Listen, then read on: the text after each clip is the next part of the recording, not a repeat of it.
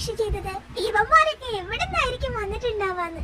എന്നാൽ ഈ കാണുന്ന തണ്ണിമത്തൻ അങ്ങനെ ഒരു പേരില്ലാത്തതൊന്നല്ല കേട്ടോ. ഇത് ഞങ്ങളുടെ നാട്ടില് ഞങ്ങളുടെ കർഷകര് ജൈവ കൃഷി രീതിയിലൂടെ കൃഷി ചെയ്തെടുത്തതാണ്.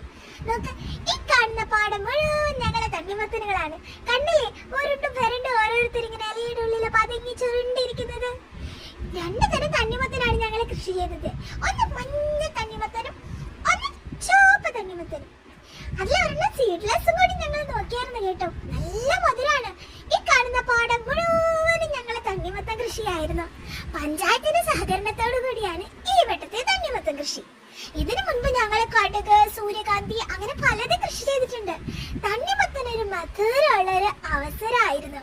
ഞങ്ങൾ എല്ലാവരും കൂടിയിട്ട് ഒരു കാർഷിക ഉത്സവം പോലെയായിരുന്നു വിളവെടുപ്പ് നടത്തിയത്. എന്തുമാത്രം തണ്ണിമത്തൻ കിട്ടിയെന്നോ. നമ്മളുടെ മണ്ണിൽ തണ്ണിമത്തൻ ഇത്ര നന്നായി വിളയുന്നു ഞാൻ പ്രതീക്ഷിച്ചിട്ടേ ഉണ്ടായിരുന്നില്ല. എല്ലാ കർഷകർക്കും നല്ല ലാഭം കിട്ടി. നോക്ക്, ഈ വെള്ളഞ്ഞ് മുഴുത്ത് കിടക്കുന്ന തണ്ണിമത്തൻ മുഴുവനും എത്രയോ കർഷകരുടെ കഠിനാധ്വാനത്തിന്റെ ഫലമാണെന്നറിയോ. ഓരോ വറ്റ് കഴിക്കുമ്പോഴും നമ്മൾ അവരെ കുറിച്ച് ഓർത്തുകൊണ്ടേയിരിക്കണം, നന്ദി പറയണം.